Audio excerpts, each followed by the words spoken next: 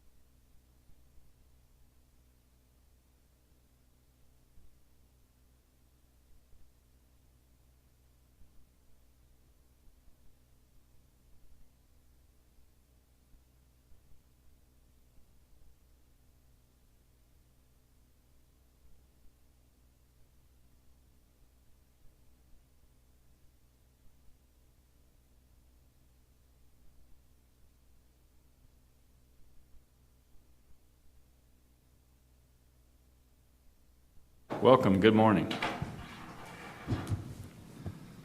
Oh, look, it's green. Good morning. Good morning. Thank you for having me here this morning. I am seeking approval of the interlocal cooperation contract between Health and Human Services Commission and Tarrant County. This is part of the psychiatric residency stipend program, which we have been running here at our institution since 2005.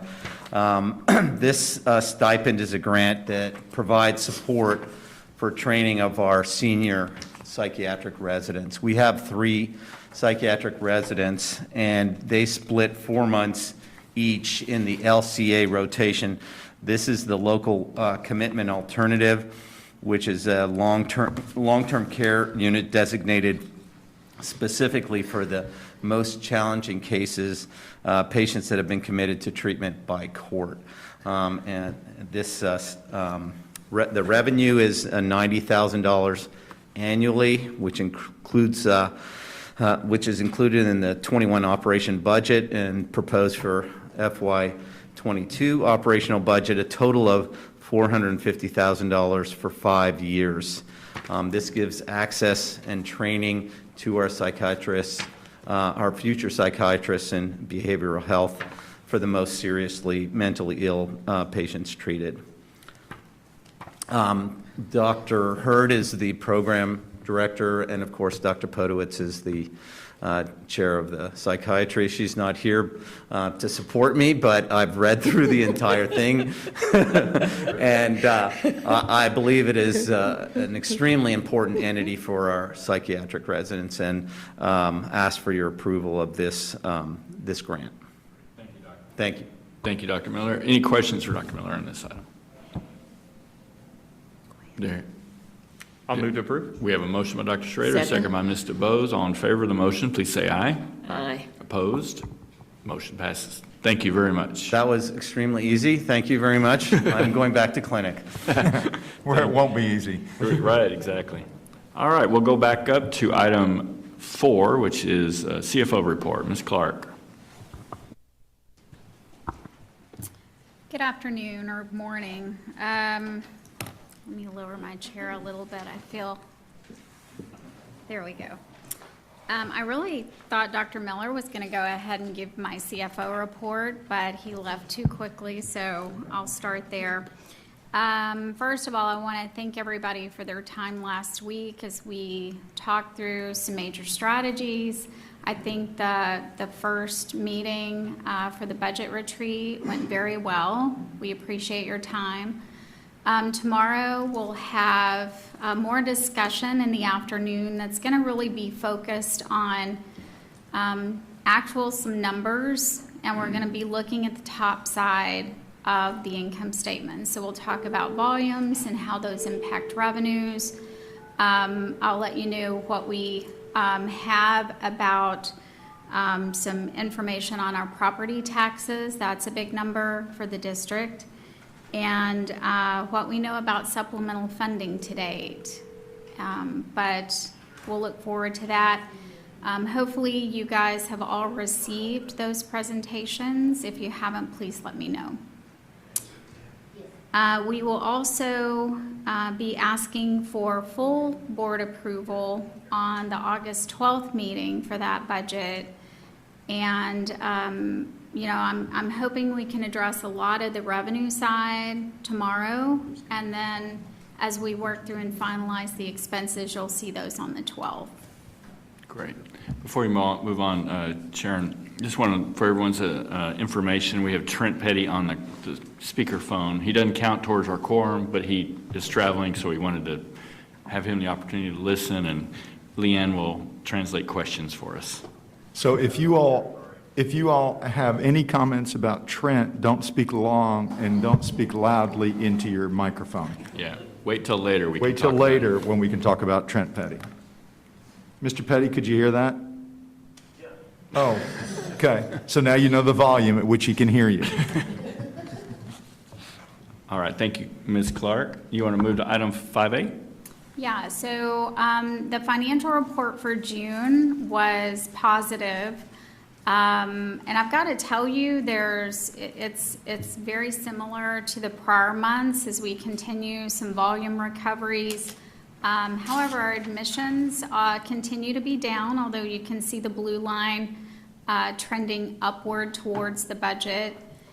One thing that did change this month, as it did last month, our case mix index at the bottom left is coming more in line with our expected budget and some of the prior periods. So our length of stay has had a corresponding decline as well. For the emergency department, you can see those volumes maintained from last month. And we are very close to our budgeted volume there, only about 1% under. Urgent care continues to grow slightly, although it is drastically below prior periods and prior years. And just a reminder that urgent care is located at the main facility on the first floor. And then our primary care and specialty clinic visits were both above budget. I do want to take a moment and point out that the striped part of the blue lines are actually telehealth versus face-to-face visits. And you can see in the beginning of the year, primary care was almost half and half of telehealth. And as we've been able to open up those clinics, we are starting to see more patients choose to come in and do face-to-face, although we will continue to offer telehealth for convenience. When we look towards budget of 22 next year, we're really kind of maintaining those telehealth visits at a 15 to 20% level as they have been for the last quarter. And Sharon, we talked about this the other day. Is that at the discretion typically of the patient or the provider on whether that will be delivered telehealth-wise? Yeah, from a personal standpoint, I do know that depending on the type of visit that we have, some of them lend themselves very well to a telehealth appointment. And we are going to continue to remain very flexible, whether that's a video call through my chart or whether it's a telephonic call. So, when we get to a few slides here, when we look at behavioral health and their telehealth volumes, you'll see that those patients have really enjoyed the telehealth and continue to maintain that volume at about half and half.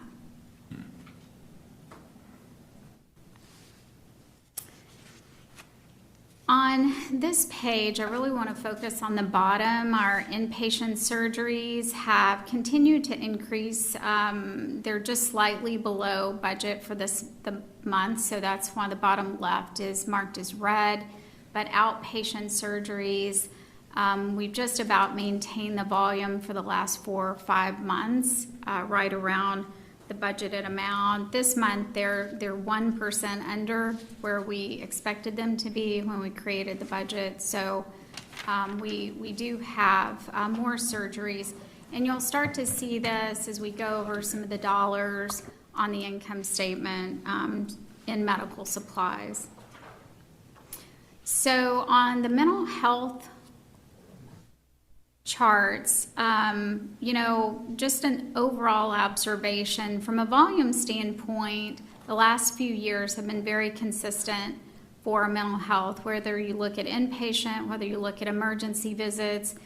And again, at the top right, with the implementation of telehealth, we've been able to maintain seeing those patients through the last few months.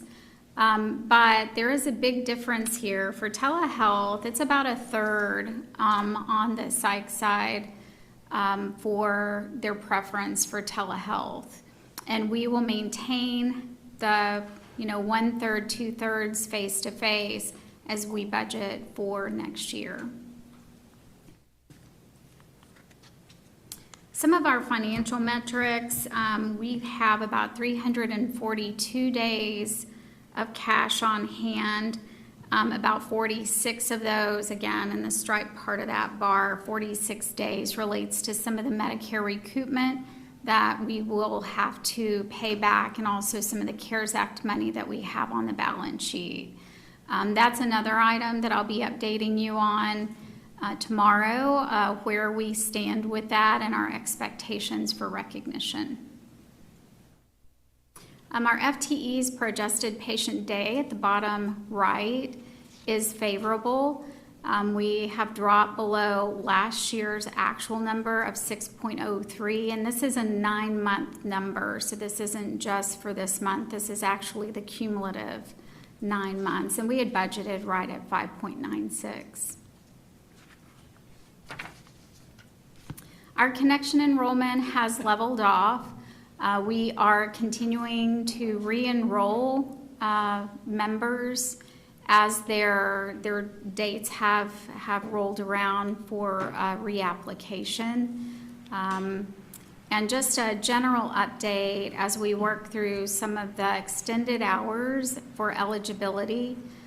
We have, Dorothy, to your request last time, we've actually looked at extending hours at the actual community sites and not downtown.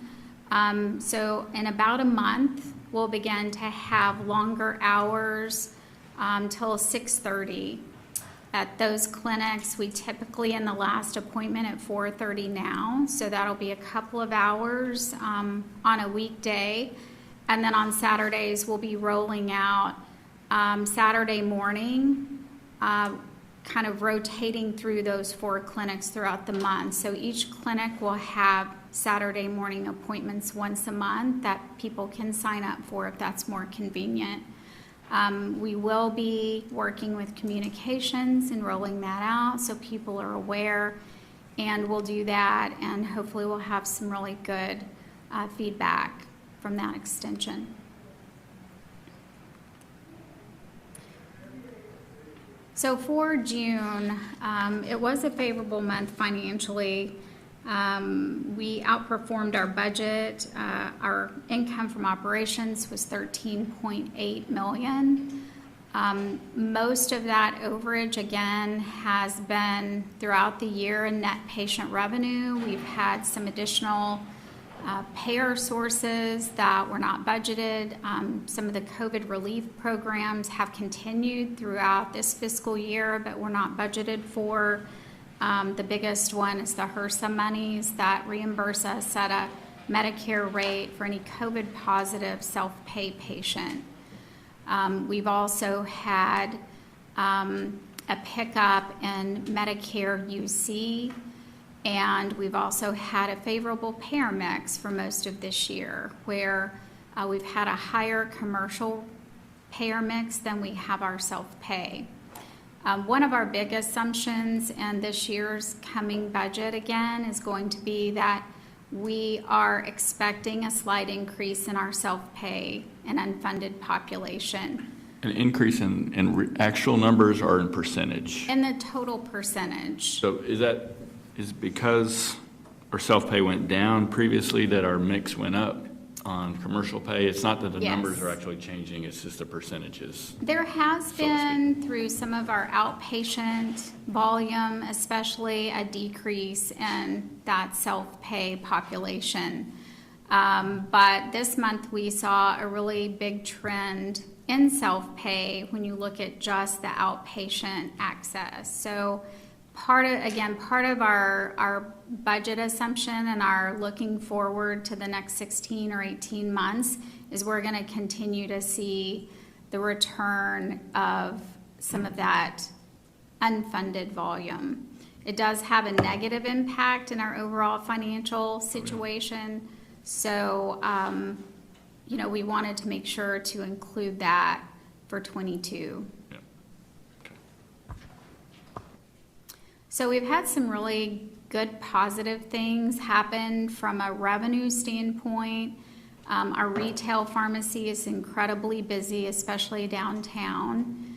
And then as you look through some operating expenses, we did have a bump up in our employee health expenses this month. If you look year to date, our benefits are in line, so that is kind of cyclical. We're either over budget or under budget, but rarely are we right on budget on a monthly basis. So year to date, it looks okay. And then on the supply number, we talked a little bit about some of the increase in surgeries in the lab. We've also had the increase in the pharmacy cost to support some of the revenue on the top side. So that's where you see the overage in supplies. So we've also got a lot of things going on with Joint Commission Readiness and life safety. So this month, once again, is a bit unusual in that we're actually over budget in these expenses. But again, year to date, we are within our operating budget, within about $2 million under budget in expenses. So year to date, that brings us to $142.6 million. As a reminder, we have some unbudgeted items that we know are coming. We talk about that. It's about $18 million. Some of those have started to hit throughout the year.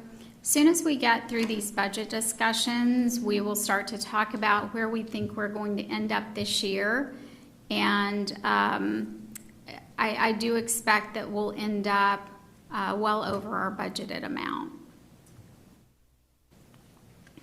Are there any questions on the medical center before I go on to Acclaim? Reverend Emerson? It was a slide earlier that, but I thought I'd wait till you finish. On the JPS connection, are we able to identify where the decrease in enrollment has taken place? So right now, for the since the pandemic started, we've had that slow increase. What's happened, because we didn't want people to have to come into the medical center and we wanted to extend as much as we could, we delayed the required re-enrollment. So instead of every 6 months, we would give them a quarter extension. Back in March, we decided, okay, it's time, if you have been extended for a year, that we actually go through the re-enrollment process. It's complicated because now we have to go through, they have to apply for any program that we can find for them, including some of the ACA and marketplace plans. And that process has been a little bit delayed as well. So I'm hoping our numbers are kind of leveling off because of that big decline that you saw in March and that re-enrollment. Now, every month we have a lot of people that are required to re-enroll who reach that 6-month mark. Did that answer your question at all? Yeah, I guess I keep looking at that and I keep asking myself a couple of things. One is you see advertised in the news where 76104 is one of the worst poverty areas in the city, and so I'm asking myself then, are we doing marketing in that area to introduce JPS Connection? What is the health insurance like in those areas? I've talked to several pastors in that area, again, to ask them, are they aware of JPS Connection? What knowledge do they have of health insurance needs in those areas? And I was just trying to figure out how can we expose it to those areas if that's an area where there's little enrollment or a drop in enrollment. On my way to the church each day, there's a bus stop bench right at the corner of Ramey and Miller, and that bus stop bench advertises JPS, but that's all. And I was wondering, maybe we need to look at maybe some things that we're doing in that area that maybe we could maybe put, are you connected or something of that sort to JPS. But it was just something that's been ringing in my heart, just to see how we can better expose it to that area. We'd be happy to look at that.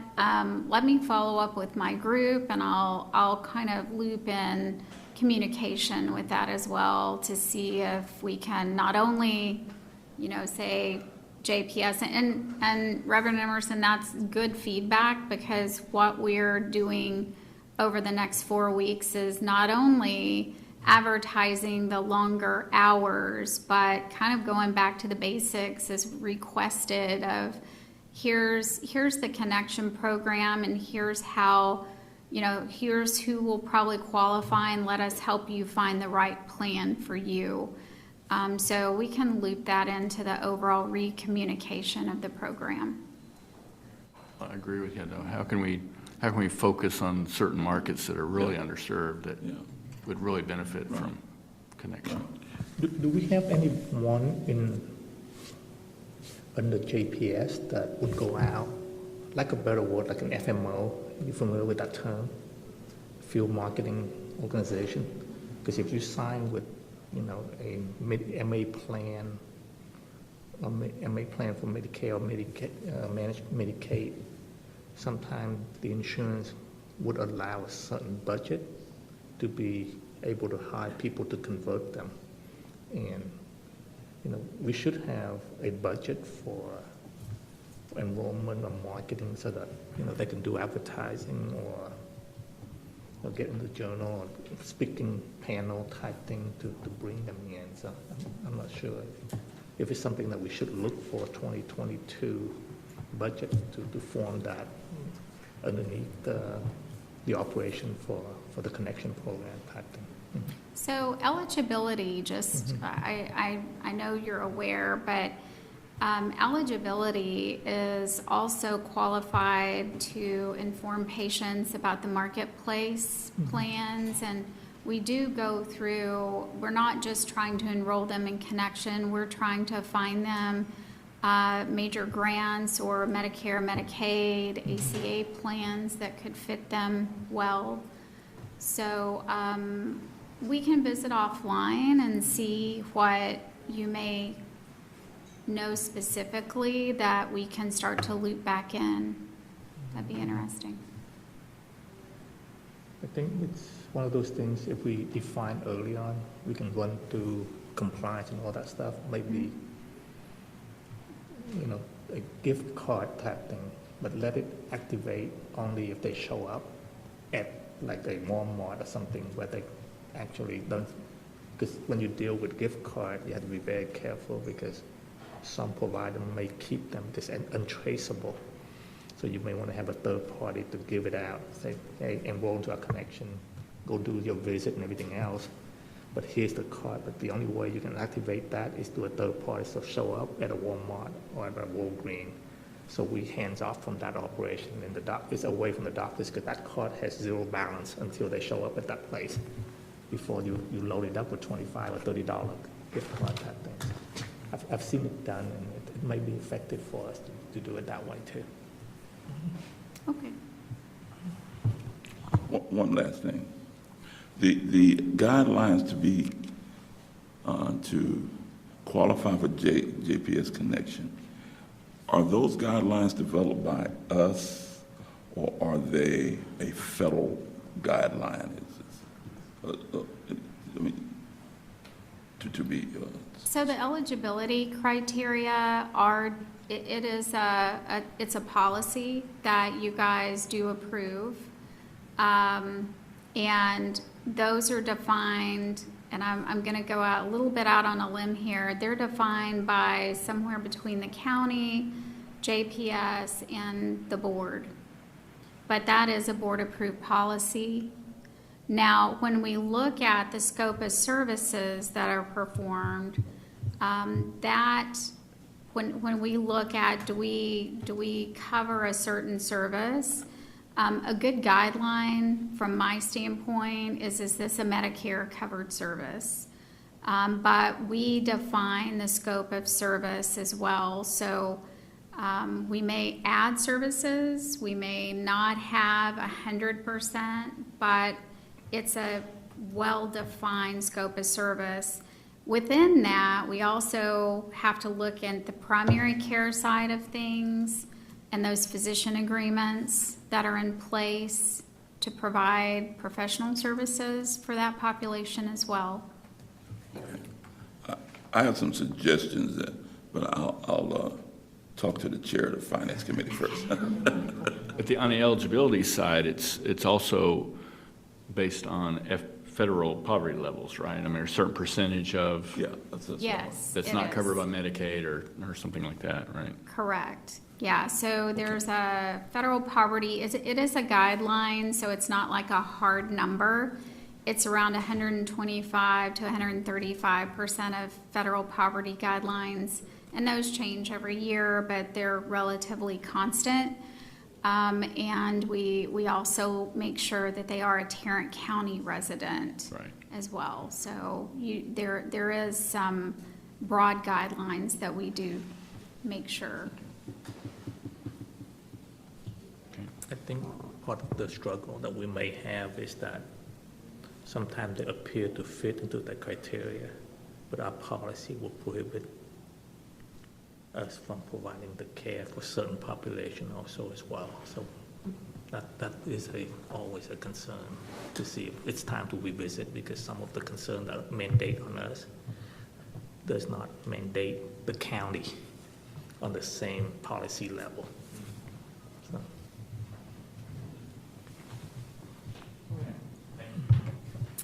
All right, so I'm going to move on to the Acclaim physician group.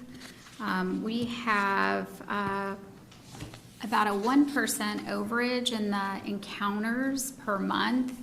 And year to date, we've averaged about a 2% overage in the projected budget. Our net operating expense per encounter at the bottom right is favorable by about 5% year to date. So we are under 5% of expenses when we look at each encounter on average.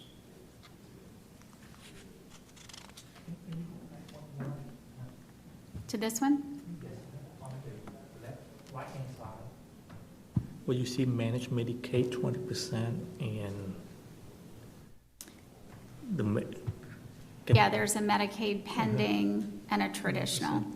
It is something that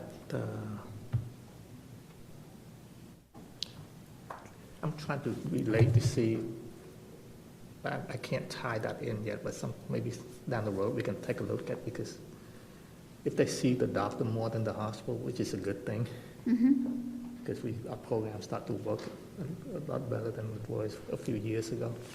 But I just can't tie it in yet, but hopefully we'll get there someday. Yeah, so a lot of what drives some of the inequities of these pie charts, right? We're looking at gross revenue. We're not looking at collected dollars when we try to figure out proportionally what a total revenue is driven by this payer mix. Our physicians have a much lower charge. And so when you look at the medical center, we've got some really large inpatient accounts that are merged in with all that outpatient activity. So we have worked over the years to make sure that we are at least directing some of these. One thing we are missing on here is there's some large groups of physicians that see our patients in-house that for example, the ED, Acclaim does not charge for those encounters, although IES is servicing that emergency department. So this is just Acclaim, and it is relative to the net patient service revenue of this month. It would be the 6.48 million that's shown there. So there is a little bit, DT, to your point, this is really just what Acclaim is billing and collecting for, and there's some that is outside of our purview as Acclaim. Right. maybe a quality side should take a look at utilization versus the financial, because I have a hard time because we're trying to overload a lot of stuff on the financial side, but actually it should be somewhere else. That we should So be on the looking medical center side, you do have 100% of the activity. But on the Acclaim side, we can only capture what we are billing for. So they may not match up one-to-one. And then on the medical center side, it's not a per patient, it's actually a charge generation view. And there is probably 5 different ways that you could look at your patient population in total.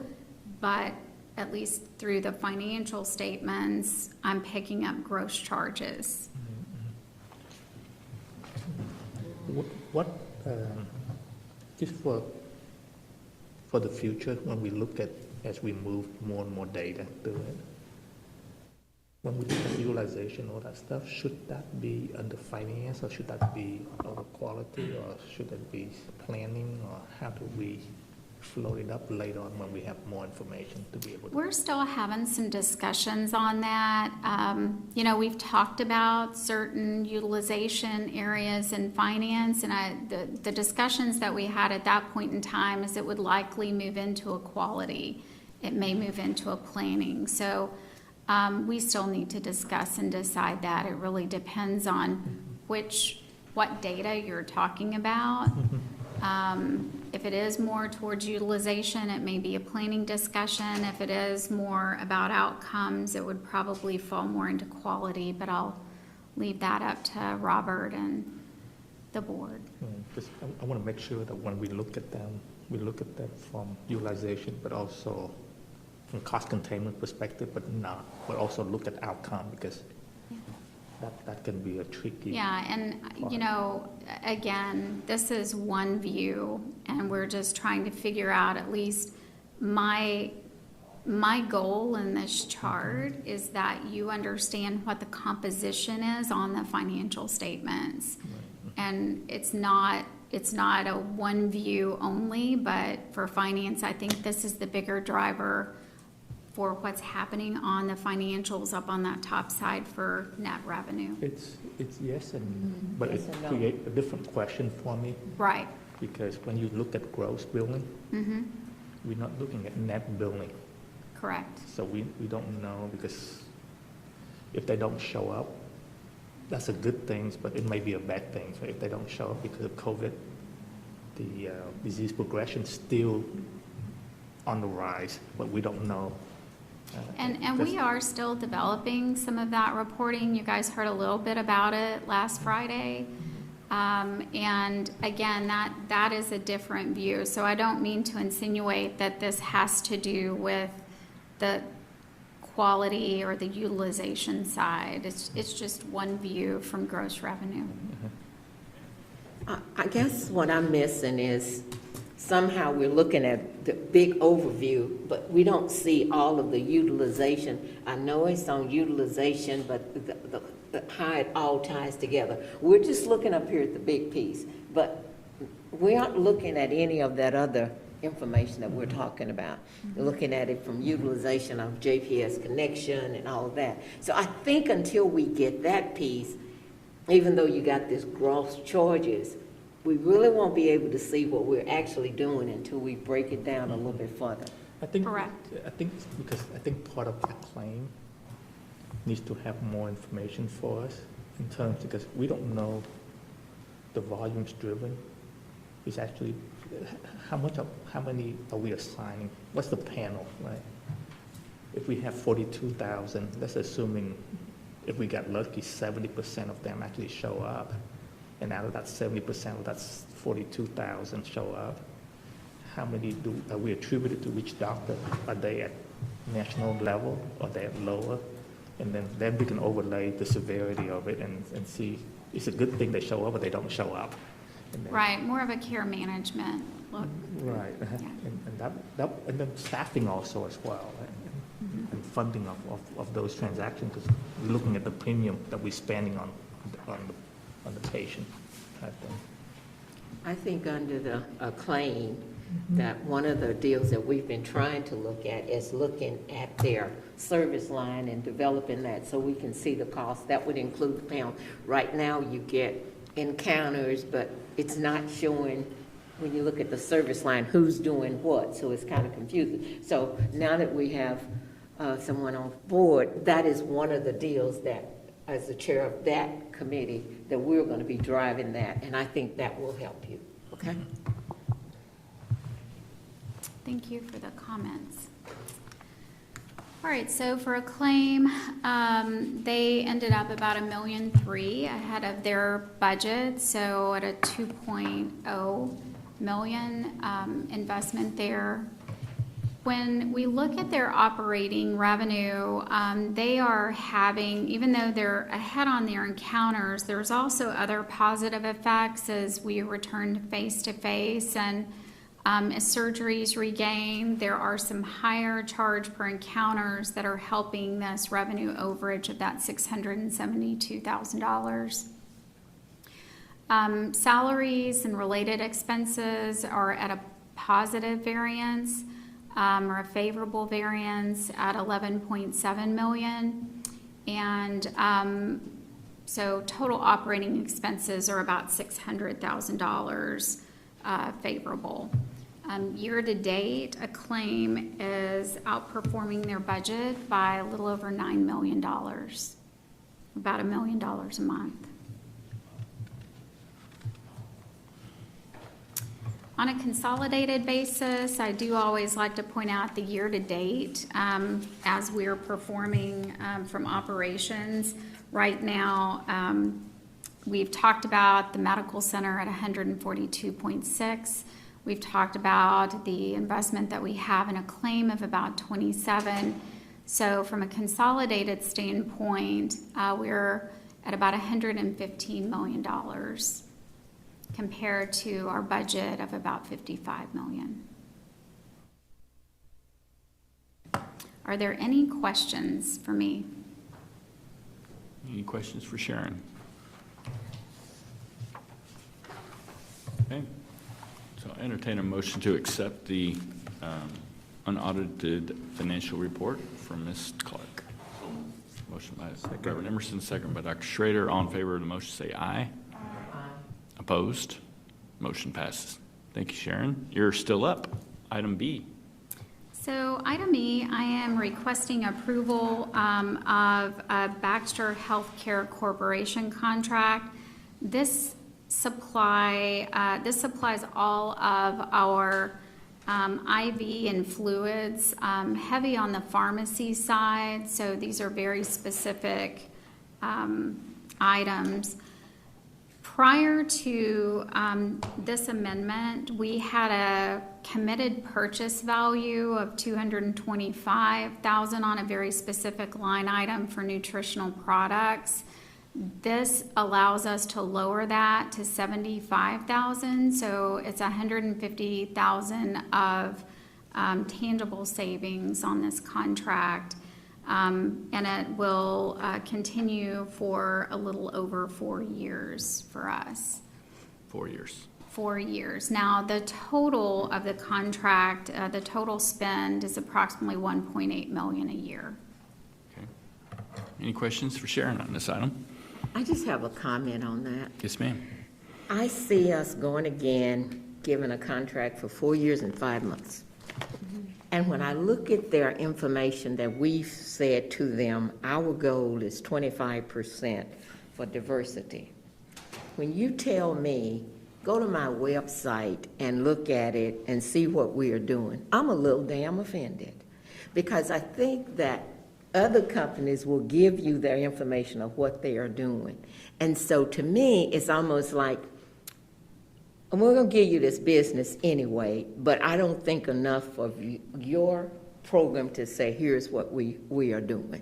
So I just think I want to take a stance and say, I'm not approving any more of these that come through that just throw that out. Because you have another one in here that did go through and say, here's what we're doing. We maybe can't do anything, but globally, here's what we're doing. Share that. So I just think that for me, that's one of those that I just think that I'm tired of them thumbing up and we continue to give business.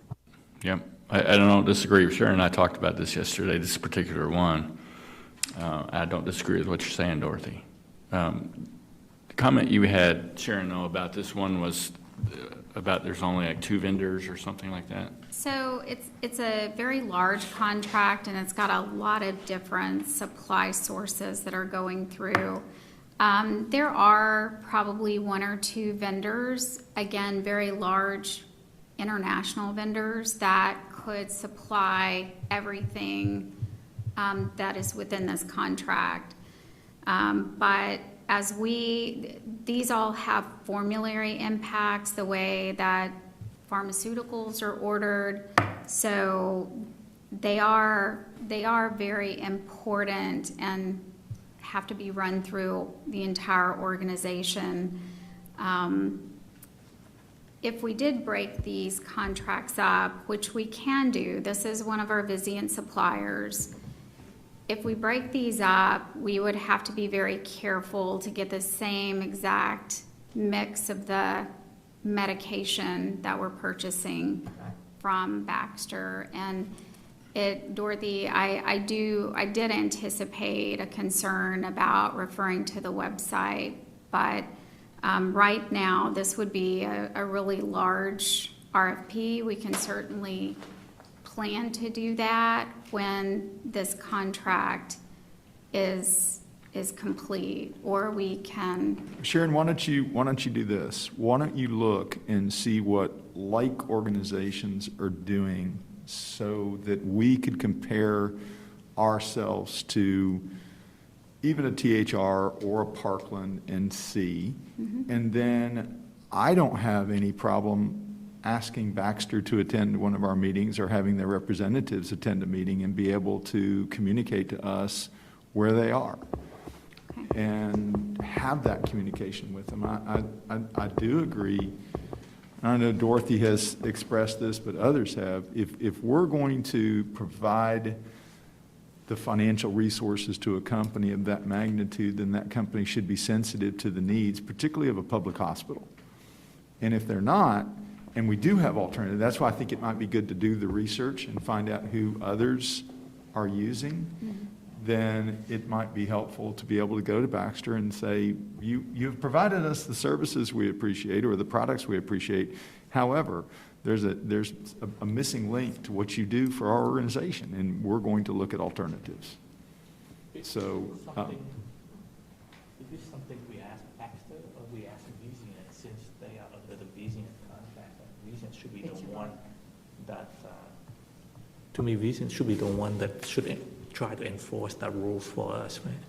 That's a good point. Again, the question is, do we ask Vizient to be diligent in this matter, or do we go to Baxter? And I don't know the answer to that because my limited supply chain knowledge, Tom Fisher and others would know if we went to Vizient or went to Baxter, but I think you obviously go to who you have the greatest leverage with and who could get the most done. Because that's our GPO, right? Yeah. And, so either that or there's a 5% that they can donate to the foundation if they're not in compliance. Mm-hmm. I was going to say, part of it, what it feels like, is it's less about whether or not they're practicing all the diversity practices and more just the feeling of the thumb in your face, right? That they're just not going to answer the question, And so part of it is, do we have the option of approving conditionally and just, if nothing else, saying, fill out the darn form, and come back to us with it. And whether, then we'll get insight into diversity practices from that point. Mm-hmm. But can we prove it conditionally and just say, at least start there, and we're not going to accept this going forward? Well, the request that you're asking is not a large request. And if I'm a corporation and I'm providing services to a major healthcare network, and the volume at which they provide us is pretty large, we're not a small contract for them. I would think they would want to be very open to that, and we're not asking for anything that is not reasonable to ask for. So, Dorothy, I don't disagree at all, and I think we should become a little more vigilant about how we deal with them so that this is not a subject matter to have to fight all the time. We shouldn't be fighting it.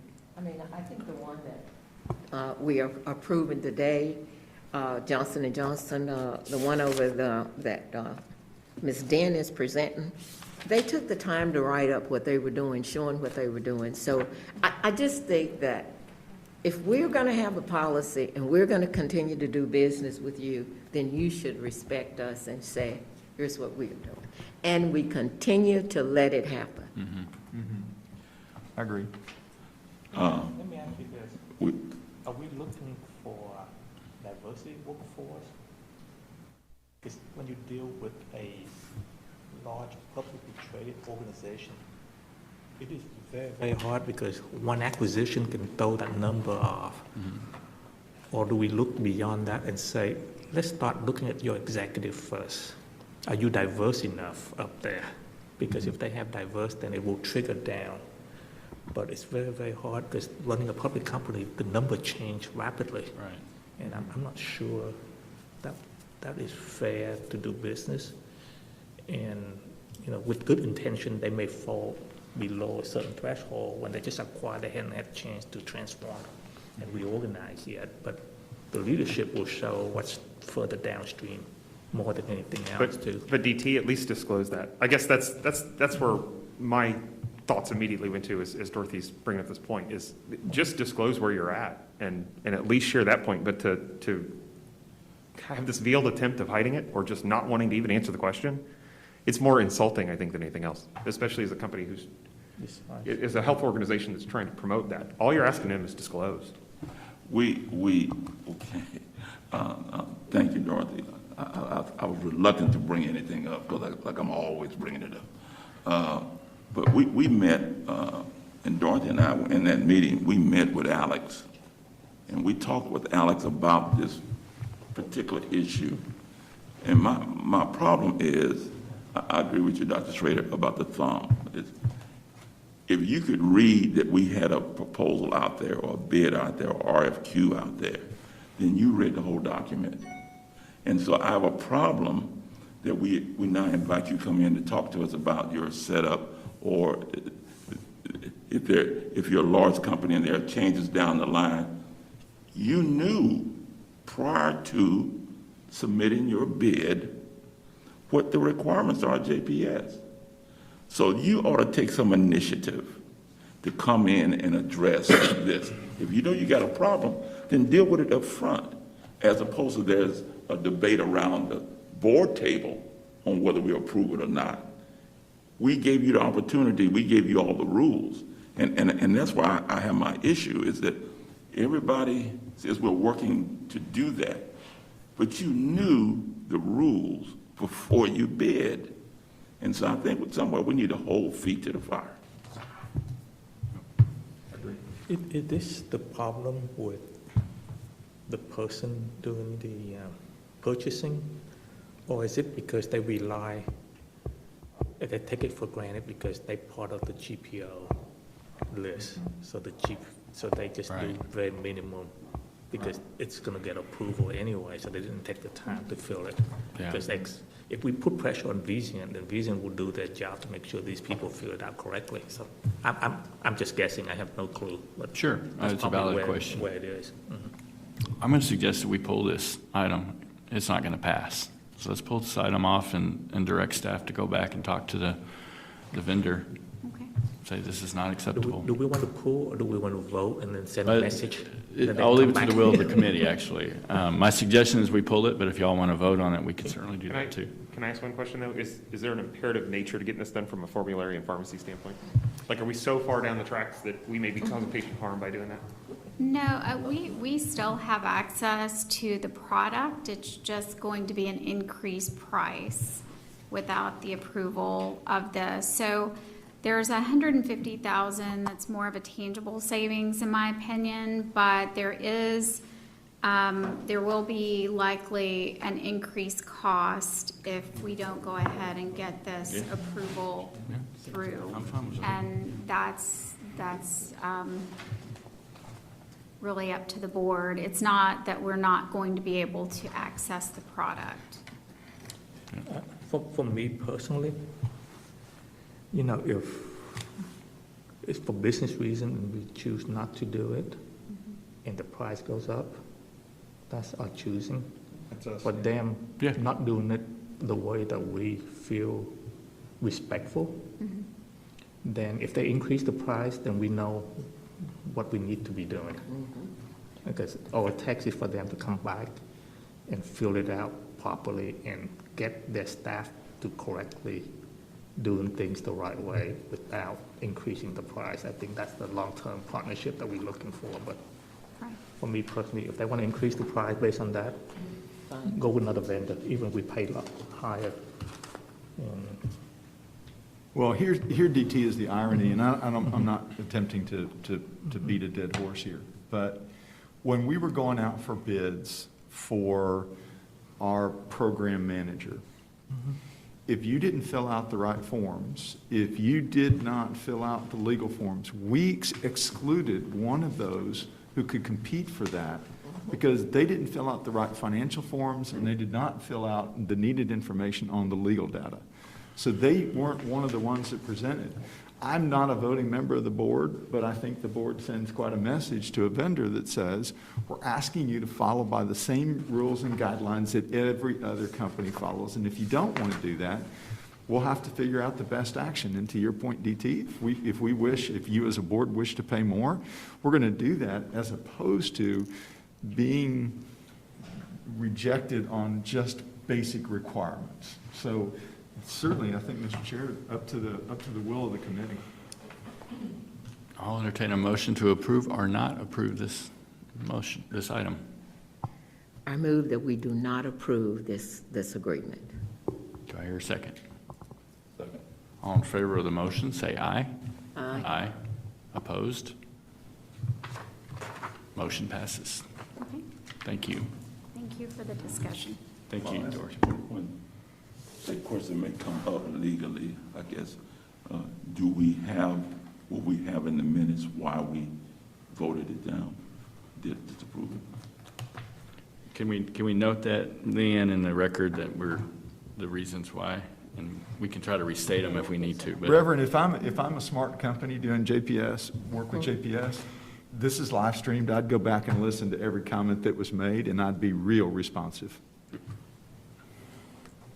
Okay. Thank you, Ms. Clark. Appreciate you. We have already done item C, so we'll move to item D. And Dr. Duncan is filling in for Ms. Parker. Joy?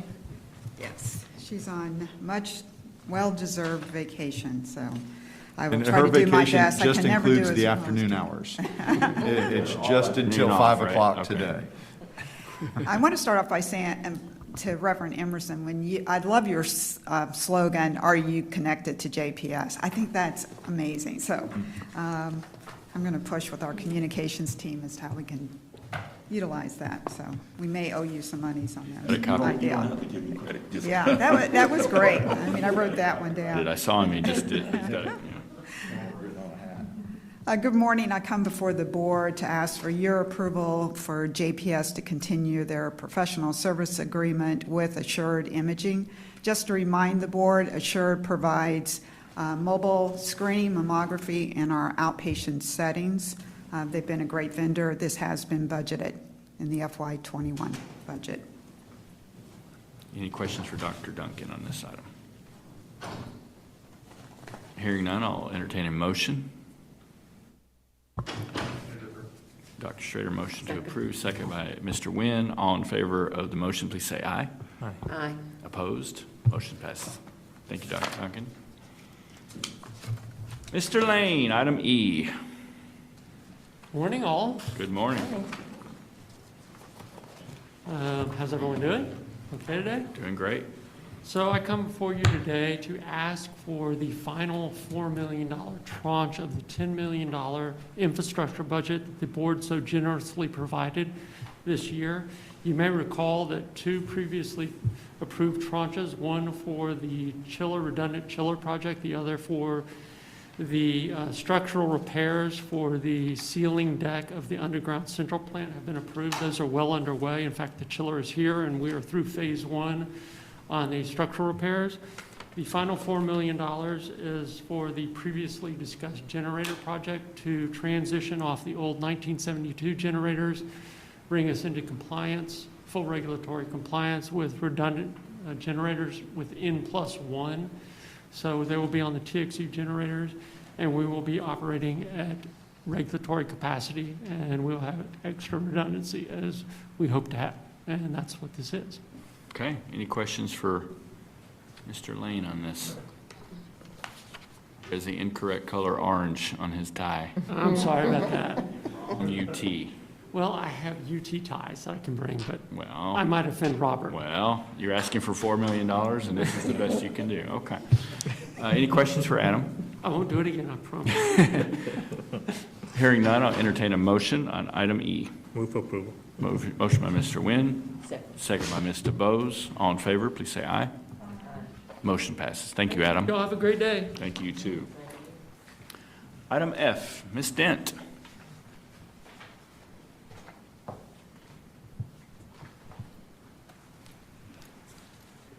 Good afternoon. Hello. Hello.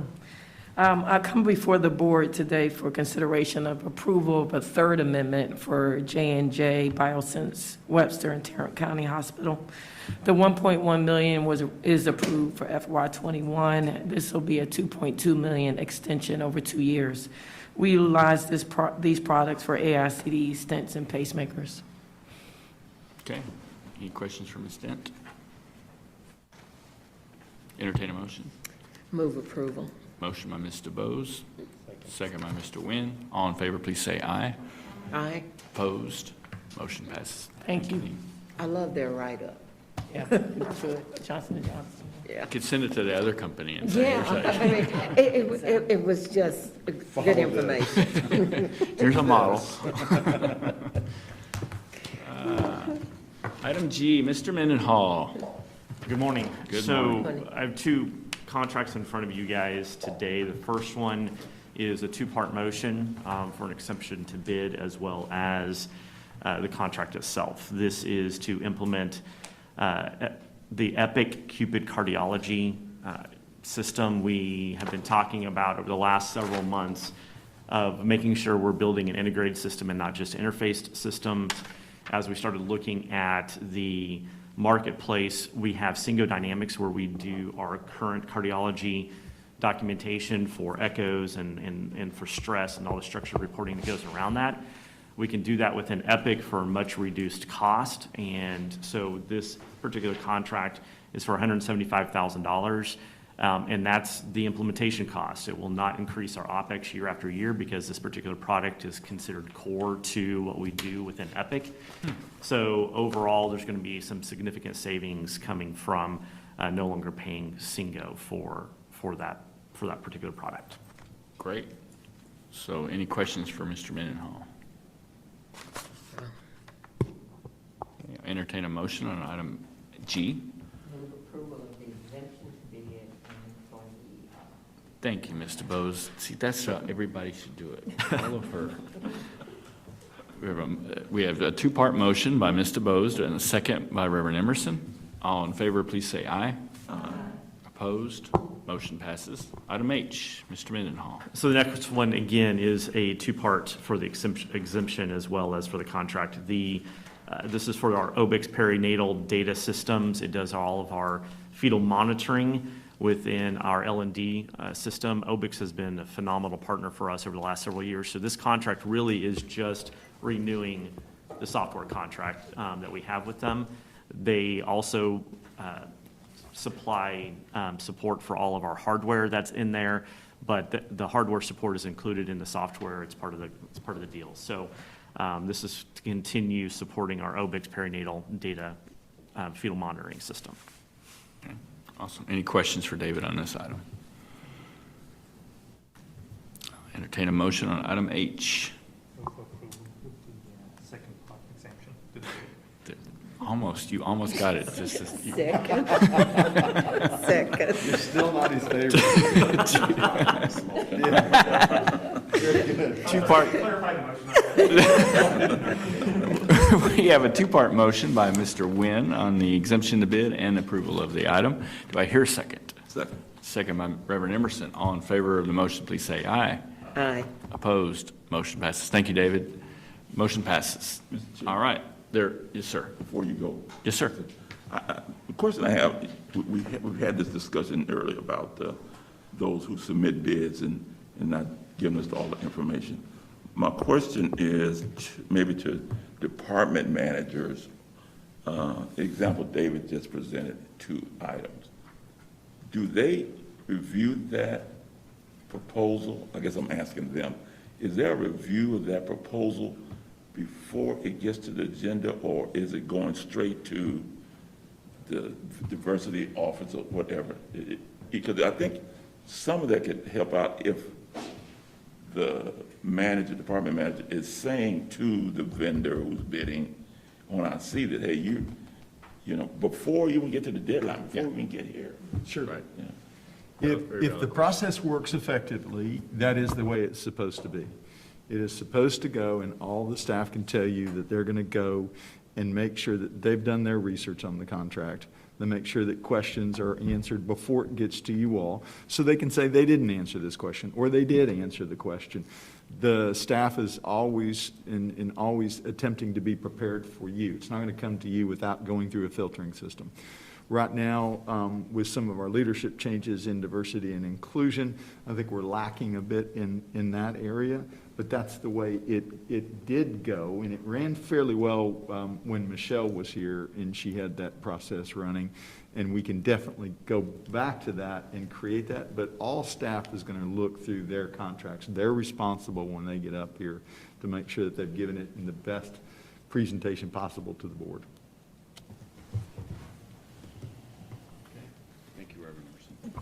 Okay, there are no items for close. If there are no other issues, the meeting is adjourned. Thank you.